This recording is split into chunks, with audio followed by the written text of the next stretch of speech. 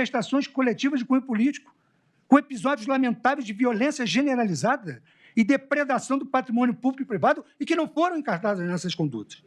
Nas chamadas jornadas de junho de 2013, o país assistiu estarrecido a cenas de violência em diversos atos em São Paulo, no Rio de Janeiro e em Brasília, envolvendo confrontos, barricadas e depredação de agências bancárias, lojas, veículos e prédios públicos.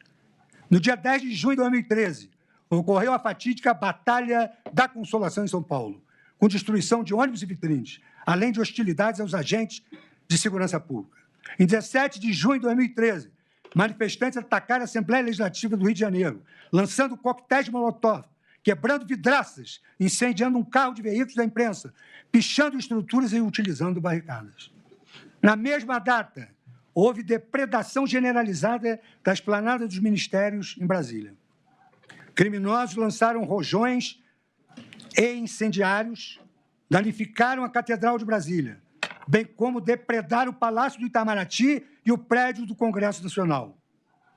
Em agosto de 2013, centenas de vândalos invadiram o prédio. Agosto de 2013, centenas de vândalos invadiram o prédio da Câmara Municipal do Rio de Janeiro e entraram em confronto físico com a polícia. No ano seguinte, protestos de natureza política no contexto da Copa do Mundo de Futebol de 2014 também geraram um caos de destruição. No Rio de Janeiro, em 6 de fevereiro de 2014, o cinegrafista Santiago Andrade foi covardemente assassinado ao ser atingido por um rojão durante protestos violentos no centro da cidade. Há diversas imagens registradas pela imprensa de pessoas portando bandeiras de partidos políticos durante as práticas criminosas naquela oportunidade. Infelizmente, em maio daquele ano, milhares de pessoas voltaram a praticar episódios de violência na Rua da Consolação, com incêndios, arremessos de pedras, agressões a policiais, depredações de ônibus, lojas, além de bloqueio de rodovias, da rodovia Anhanguera, da Ponte do Socorro e da Avenida Radial Leste, em diferentes pontos da cidade. Na mesma época, na capital federal, policiais foram agredidos com madeiras e pedras durante a marcha do Eixo Monumental, conforme fato noticiado publicamente. Em 15 de junho de 2014, dia do primeiro jogo do campeonato, delinquentes explodiram bombas caseiras, bloquearam vias públicas, vandalizaram agências bancárias e entraram em confronto com a polícia nas imediações do Maracanã, no estado do Rio de Janeiro. Fatos semelhantes aconteceram no segundo semestre de 2016. Diversos protestos ocorridos em novembro e dezembro daquele ano em Brasília culminaram em incêndios, devastação de bens públicos privados, pichação de patrimônios tombados e violência praticada contra policiais por criminosos mascarados, portando faixas com os dizeres "fora o presidente", então em exercício na época, Michel Temer. A esplanada dos ministérios foi completamente depredada. É fato notório que em todos esses eventos houve envolvimento de pessoas doutrinadas pela estratégia denominada Black Bloc, destinada a incitar a população à desobediência civil por meio de atos violentos, em especial a depredação de agências bancárias, concessionárias de veículos e prédios públicos. O intento subversivo organizado é retratado, inclusive, em um manual de ação direta Black Bloc, com instruções detalhadas para a adoção de táticas de guerrilha e de convencimento social, por meio de simbologias contra o capitalismo e as instituições públicas. Agora vem a perplexidade.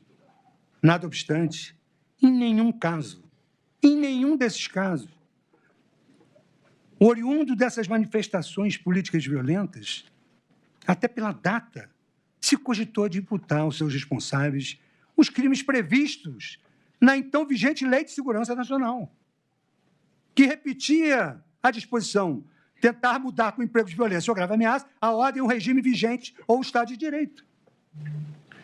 Tentar impedir com emprego de violência ou grave ameaça o livre exercício de qualquer dos poderes da União dos Estados. Devastar, saquear, incendiar, depredar, provocar explosão, praticar atentado pessoal ou atos de terrorismo por inconformismo político. E outros delitos que todos se enquadravam nessas condutas.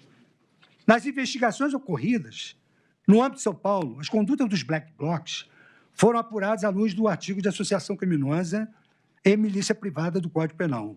Consoante noticiado na imprensa, apenas alguns casos resultaram em condenações criminais em julho de 2015. Como o processo é público, João Antônio Rosa foi condenado em primeira instância por associação criminosa a pena de 1 ano de prisão, convertido em prestação de serviço à comunidade. Já Pierre Ramon Alves de Oliveira, filmado atacando o portão da Prefeitura de São Paulo com a grade metálica, foi condenado ao pagamento de multa. Folha de São Paulo. Black blocs ficam isolados e submergem após o auge de junho de 2013. Reportagem de 13 de junho de 2023, às 23h15.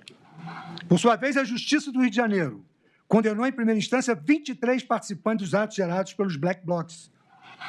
A denúncia apontou a existência de uma organização estruturada, denominada Frente Independente Popular, responsável pelo planejamento e convocação para ataques violentos.